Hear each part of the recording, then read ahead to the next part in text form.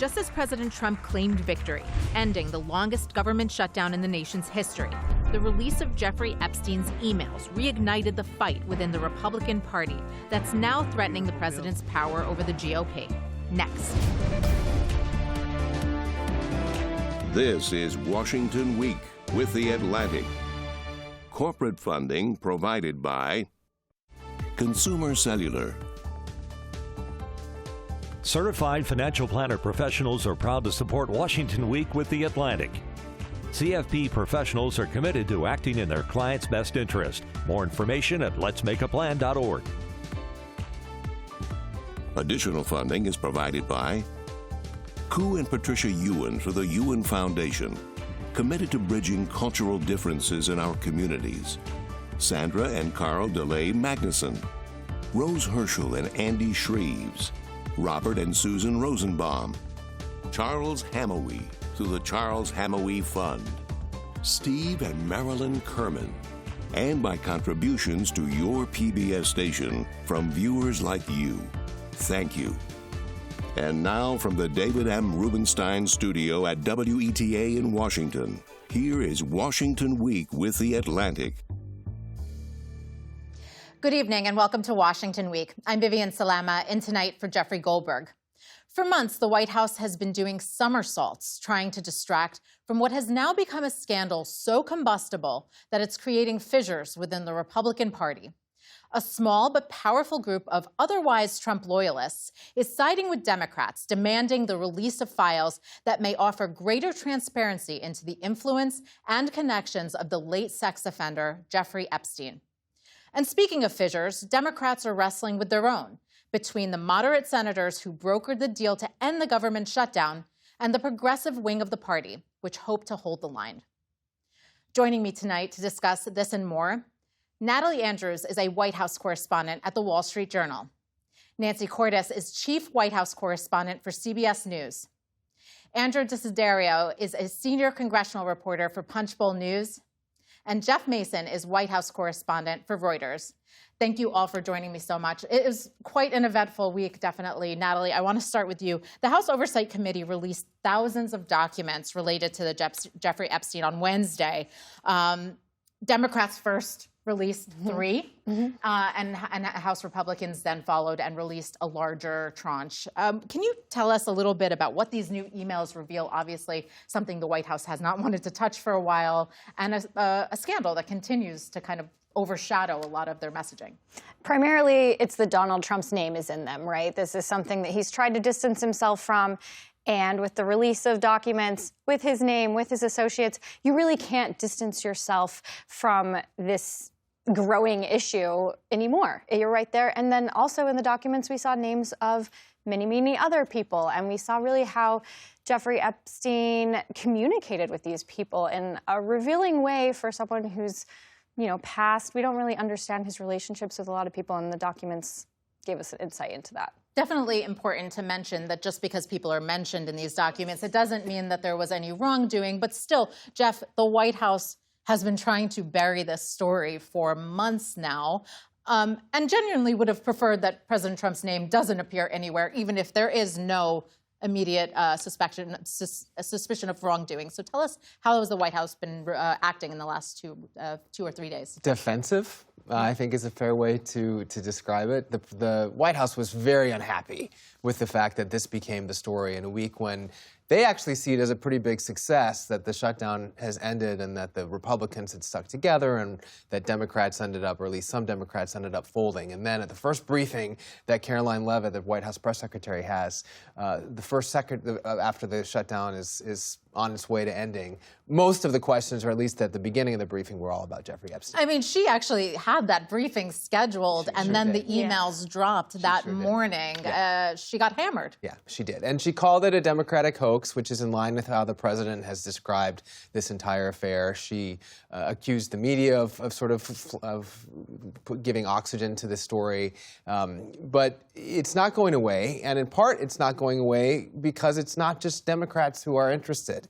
It's his base. It's the president's base. And I think it's worth reminding everyone that it's President Trump who on the campaign trail promised to get all of these documents released.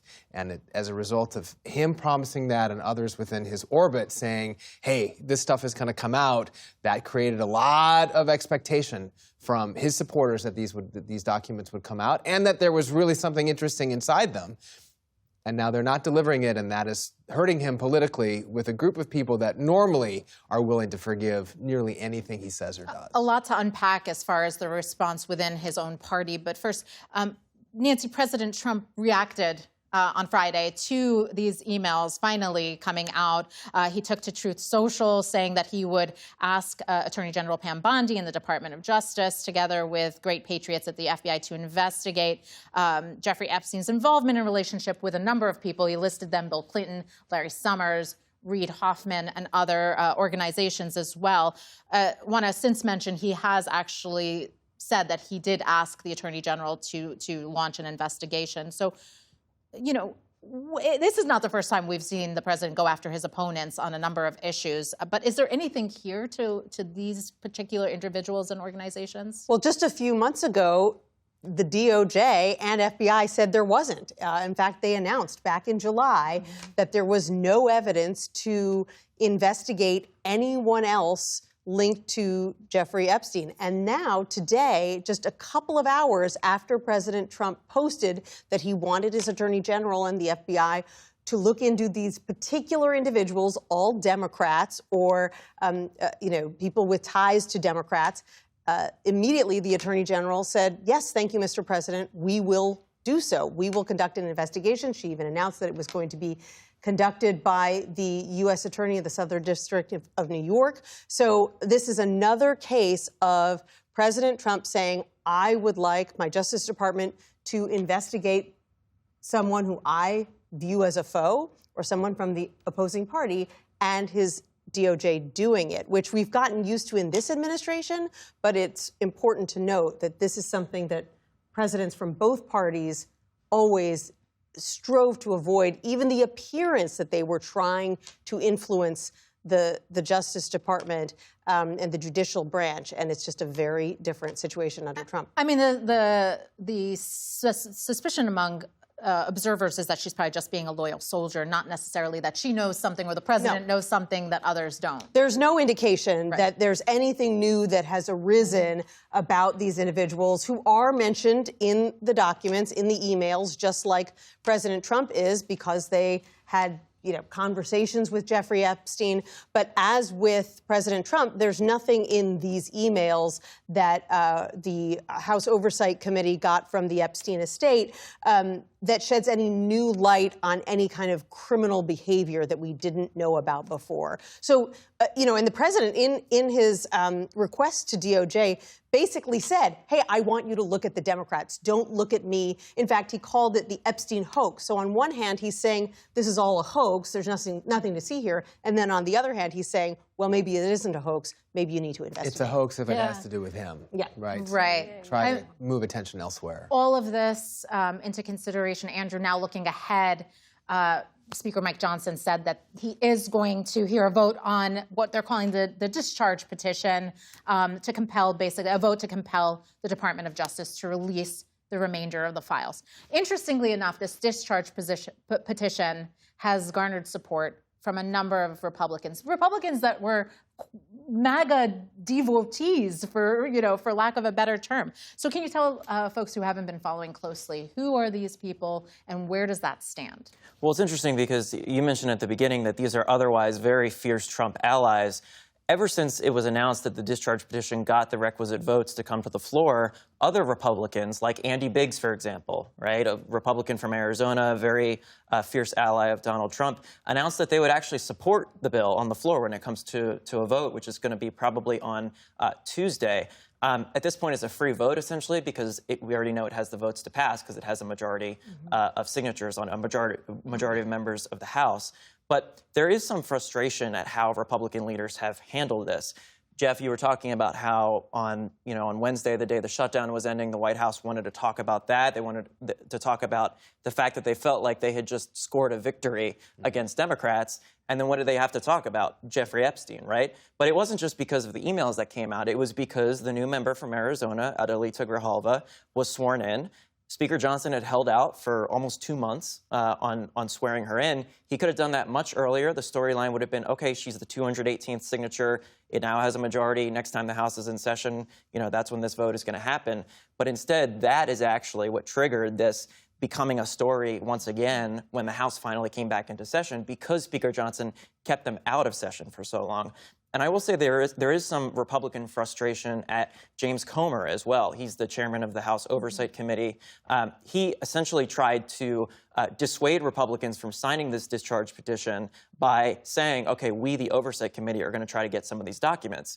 Well, these documents that got released on Wednesday that Democrats released came from that very effort that James Comer, as the chairman of the committee, initiated. So a lot of Republicans feel like their leadership hasn't handled this issue very well. They could have gotten past it sooner. Again, this effort is going to die when it gets to the Senate anyway, and now we're going to be talking about it for longer. I mean, Natalie, Andrew says this is inevitably going to pass in the House. So then what happens? Does the Senate take this up? How does it work from there? Probably not. So it will probably come up in discussions with reporters, with Senate Republican leadership.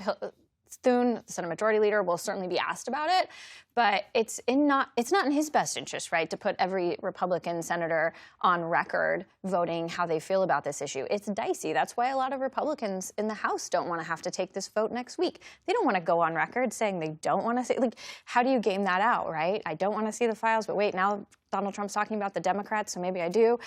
But senators will be asked about it. They may try to UC it. Democrats may try to put it on the floor and try to pass it by unanimous consent. A Republican ally of Trump will surely object to that and turn it down, so it's not likely to go further. But I think this dynamic that Andrew and Natalie are describing is what really set President Trump off and what made him so mad that he called on DOJ to start investigating Democratic friends of Jeffrey Epstein's, because it was one thing when it was just these 4 House Republicans signing on to this discharge petition. But now you've got all these other House Republicans saying, well, yeah, I'll vote for it if it comes up for a vote next week. I want to see the Epstein files released, or my constituents want to see them released, and President Trump sees that as disloyalty, even though they don't necessarily want to see the Epstein files because of him. They've all argued, well, if he's got nothing to hide, then why does he care if the Epstein files get released or not? They want them released because this is something that is important to their base. It's a bad vote to vote against transparency, essentially, right? And you could see a jailbreak of Republicans as a result. But again, it only took those 4 to get it actually to the floor because you're bypassing the speaker. And it's just this is an issue that's been a low-level simmer in Republican circles during the Biden administration. And I don't know if the whole world necessarily realized that, but a lot of folks that are constituents in these Republican districts, they want to see them. I mean, what does this say ultimately for what's going on? I mean, we're talking about Marjorie Taylor Greene as one of them. I'm old enough to remember Marjorie Taylor Greene wearing a Make America Great Again hat during President Biden's, speech in Congress. And now, she is speaking out against President Trump. But someone who has actually gotten more attention this week is Lauren Boebert, the Republican from Colorado. White House reaching out to her in particular, Jeff. What was going on there? So the reporting was that she was meeting with the White House because they were trying to talk her out of putting her name onto that discharge petition. She said that she didn't feel pressure, and the White House's interpretation of that at the briefing that we've already mentioned was, this is about transparency. Isn't it good that the White House is giving members of Congress briefings whenever they want? But you can do the math about why you would bring somebody in to the White House to talk about this, and that's clearly why. Into the situation. With Pam Bondi and Kash Patel. Exactly. Not normally where you'd have these kinds of political conversations. Indeed. But it's a little intimidating, right? Probably intended that way. For sure. Yeah. And I think to the broader point of your question too, Vivian, is these are lawmakers who super big supporters of President Trump and of the MAGA movement, but no doubt also wanting to stick around post Trump 2.0. And he's not a lame duck yet, but the president only has three-ish years, 3+ years left in office. These are people who want to stick around longer than that. And their base, his base, cares about this. And so they're not letting it go. This is certainly something that we're going to continue to watch in the days to come. But I do want to turn to the government shutdown that is no longer. After 43 days, the longest government shutdown in our nation's history is over. And President Trump signed a bill into law this week to get the government reopened. It passed because of 8 senators, 7 Democrats and an independent, as well as 6 in the House, who broke with their party. Nancy, many Republicans are now accusing the 8 senators in particular who voted with Republicans of betraying the party at the expense of health care and other important issues. Right. Explain how that dynamic is playing out.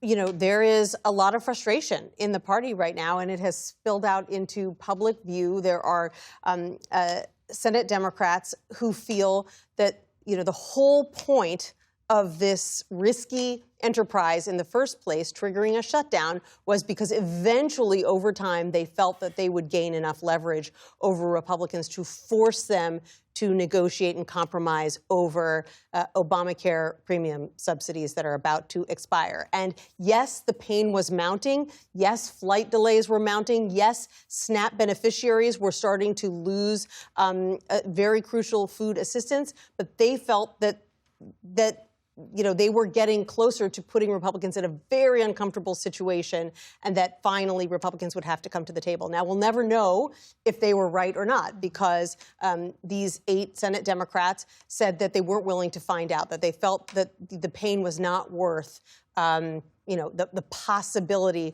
of the outcome that they were seeking, and so they went ahead and negotiated. They did succeed in putting the issue front and center for the American people.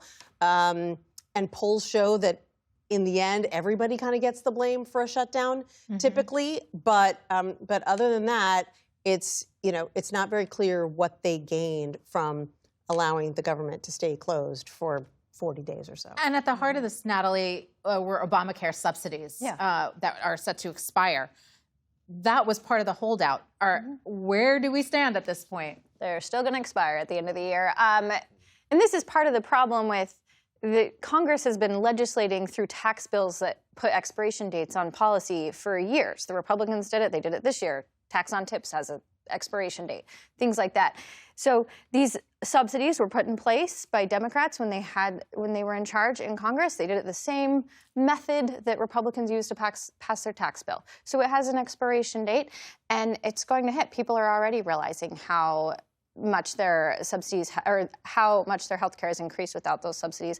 And it does have a trickle effect to people who get their insurance from the private sector, from their employer, because as people's health care goes up, they tend to not be on health care. And insurers know that, and hospitals know that, so they charge more. And if there's no action by the end of the year, then those then the prices that people see on their health care right now will stay in effect. Andrew, talk to us a little bit about Senate Minority Leader Chuck Schumer. He's gotten a lot of blame from his party, even though he voted no and privately was saying that he didn't feel comfortable moving forward. But he's getting the blame nonetheless. I thought it was very interesting that Senator Jeanne Shaheen, who kind of led the 8 of them to vote for this and was negotiating with Republicans, she would not pointedly answer the question of, did Senator Schumer at least support you sitting down with these Republicans to try to cut a deal, right? Typically in the past, when we have these crises on Capitol Hill, you would see a gang form, right? Whether formal or informal, it would be a leader-to-leader conversation. Senate Majority Leader John Thune realized early on that Chuck Schumer was not going to be part of the solution to this, right? For his sort of political benefit, Chuck Schumer had to be seen as basically fighting this fight the entire way because of how poorly he managed this back in March. Now, he has bettered his standing a little bit with his caucus. He's not going to be forced out, right? There's this, a lot of chatter online about that. That's not going to happen, right? The question is, will he be able to be reelected as the Democratic leader for the next Congress? Those elections will happen after the 2026 midterms. I do think another element of this is really notable, too, when it comes to the Democratic split and how much Democrats really have been fighting amongst themselves on this issue. Senator Shaheen, who I just mentioned, who is leading this effort, she told us earlier this week that on Sunday, when they realized that they had the votes for this, more Democrats than just that 8 came to her and said, I'm going to vote for this on the floor. And then just those 8 senators from the Democratic side of the aisle ended up voting for it. And it ended up getting exactly 60 votes, right? So if there was another Democrat that peeled off, the entire deal would have collapsed. And nobody likes to be that 60th vote when you cut a deal like this, right? Because of the criticism you're going to get. I think the point that Senator Shaheen was underscoring was that so many of them felt, I don't know if bullied is the right word, but they felt like there was so much pressure from the left, from progressives, to hold the line, such that so many of them who came to her earlier in the day and said, hey, we're going to actually have 12 to 15 Democrats supporting this, ended up peeling off by the time the vote happened and just barely got through. I read a fascinating statistic this week that the average age of the 8 senators who voted to side with Republicans was 70. Right. And, we were talking about the New York City mayoral race and sort of the generational divide in the Democrats who voted for Zohran Mamdani.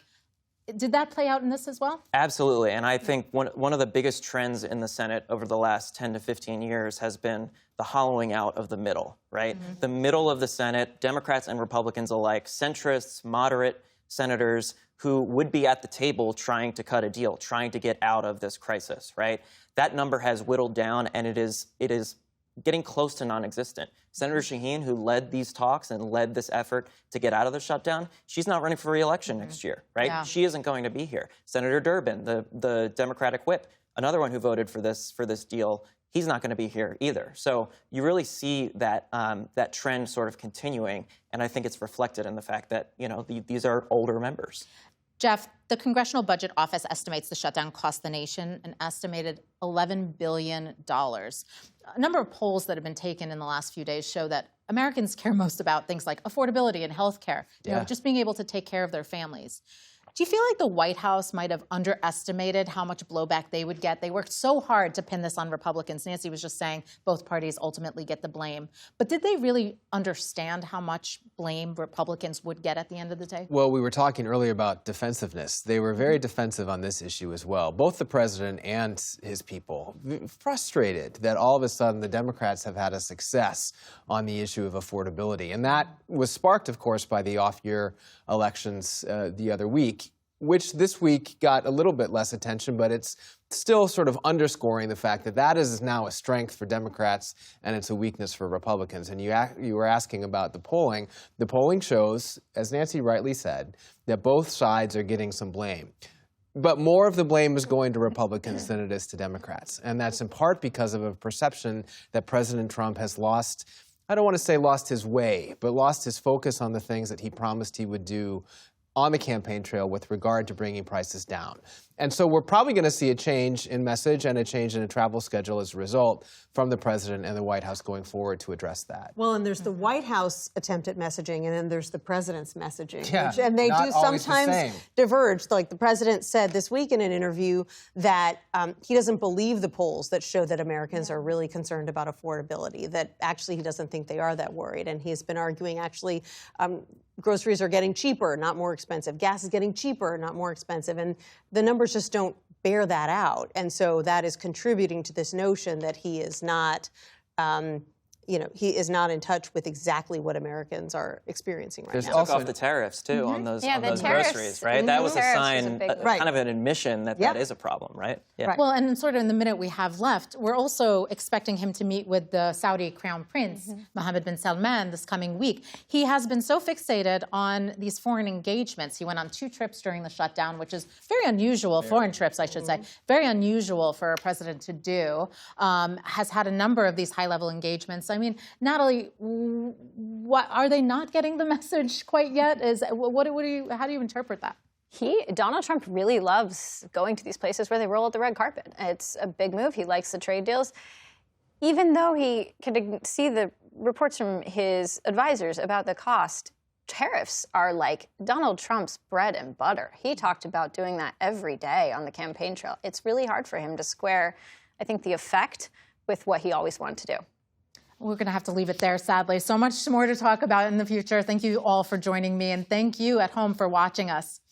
Before we go, we want to take a moment to congratulate Suzanne Kersey, who's retiring this week after 50 trailblazing years here at WETA.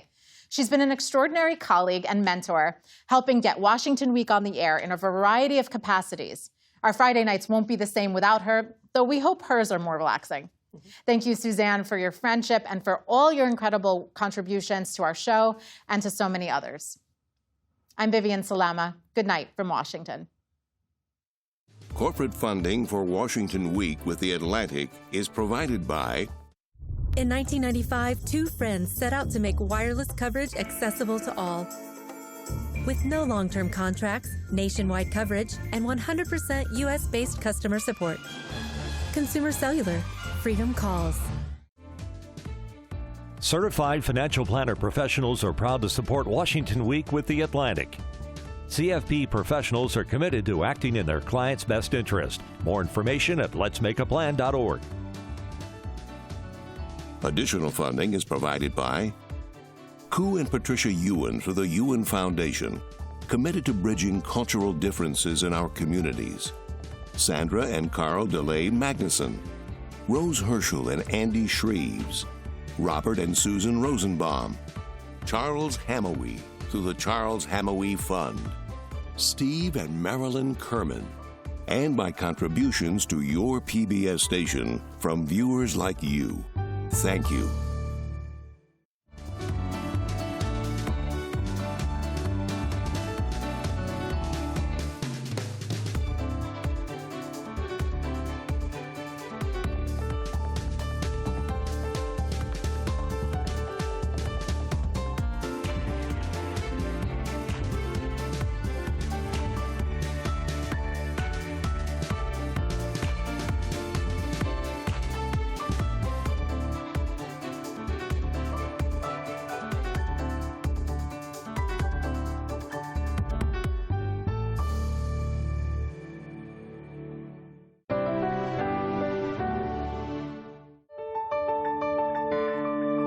You're watching PBS.